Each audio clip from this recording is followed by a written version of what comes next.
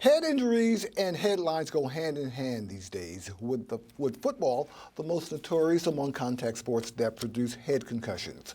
But those news stories tend to have a bit both of mix of fact and fiction, and now Hollywood is getting ready to raise awareness and make some money with the Will Smith film Concussion to be released in December. Smith portrays Dr. Bennett Omalu, the pathologist who really made people take notice of the problem. Some say it makes the NFL look bad. Others say, well, the movie pulls its punches. But joining me here to talk more about this subject is Lauren Stevenson. She's a clinical assistant professor and athletic trainer at Stony Brook University. Welcome. Thank you. So what do you think about Peace first?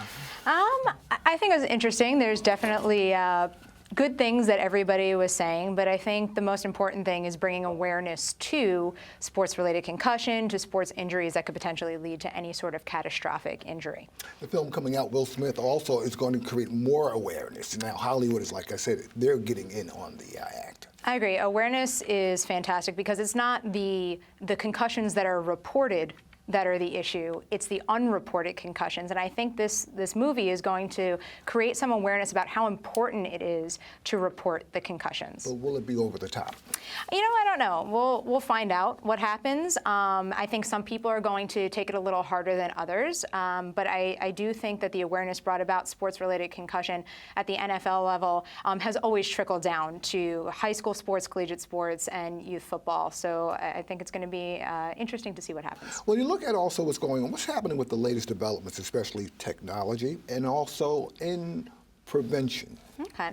So technology for assessing concussions and when concussions happen, we do have accelerometers that go into helmets that determine how many forces are being applied to the head, what are subconcussive forces versus actual concussive forces. These are things that are happening. We also have some technologies that are trying to be developed about biological markers that are maybe released when somebody has a concussion in the brain, if these transmit to the blood, so we can test for those. So you can assess right away, right there on the sidelines?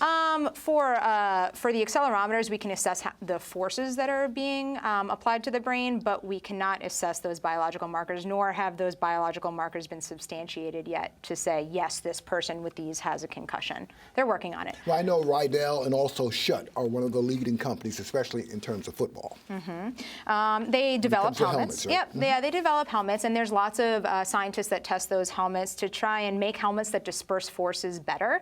The goal of the helmet is to prevent skull fracture, and then the helmet also is supposed to disperse the forces. So based on the face mask, based on the amount of air of the helmet, but most importantly, the fitting of the equipment is really important. I think that's where we lack in youth sports, is having people who really know how to fit helmets. Athletic trainers are trained in this, so we know that if their helmet falls off at a football game, that helmet was not fitted correctly. Right, and also, are we going to get where we're going to start maybe customizing these helmets to fit each youngster? Because, year by year, these youngsters are growing and they're, and the heads have to adjust to the helmets. And that's expensive. Oh, it's very expensive. So I don't think we're going to be anytime in the near future creating custom helmets for people. There are different helmets that have different structures to them. So I think it's important to choose a helmet that fits that athlete best, but I doubt that we're going to be creating customized helmets for each athlete.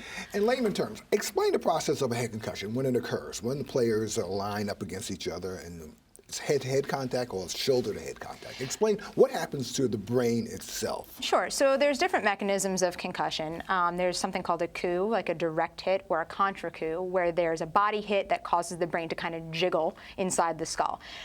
So head-to-head contact will cause it, head-to-ground contact will cause it, or you can get a body contact that will cause the brain to shift. And if we think about it, we've got these two sides of our brain, and they can shift individually, and that causes tearing of the neurons and the tissues in the brain, and also causes this release of all these metabolic ions that go into the brain, and that's what causes the brain to kind of go, uh-oh, I'm injured, and it starts to try and heal itself. The issue becomes that if the brain isn't healing, if it doesn't get the time to heal, it's the second hit. Maybe it could be just a tiny hit that causes something worse. Because that happened to a player back in September that passed, I believe, a few weeks ago. They said he had a concussion, I think it was down in Texas, high school football player. He had a previous concussion back in September, and then he played, and I believe he passed maybe a couple of weeks ago, Okay.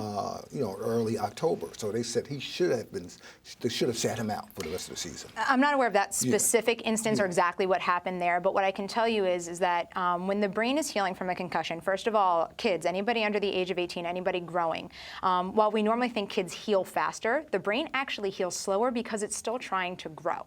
So concussion that may not be as severe for an adult is much more severe for a child, and studies are showing that it takes children at least an entire month for the brain to start healing. A lot of children are being put back too soon. And what happens is, if they're put back too soon and they're still experiencing symptoms and they receive another blow, and it could be minor, it could be a little push, the brain loses its ability to regulate blood flow. That's called second impact syndrome. That's a thing that is over 80% mortality rate, and it happens within minutes. So we need to be acutely aware of the symptoms, and the athletes need to be accurately reporting the symptoms so that we can prevent that acute death from second impact syndrome. But who makes that call? Is it the trainer that makes that call? Is it the coach? Because, as a trainer, I'm not saying you, but as trainers, you'll see a player, sit him out for a week, sit him out maybe 2 weeks. He'll come back, and then he can receive another concussion. So athletic trainers, I believe, are the most qualified in making these decisions. We see concussions on a regular basis, but... Real quick, also, a ding. What is, because when I was going, man, you got a ding, the coach maybe do some dirt on you, get back in there. It's not a problem. So we need to get away from using that terminology, ding or bell rung. This is not good terminology. It lessens the understanding of how serious a concussion can be.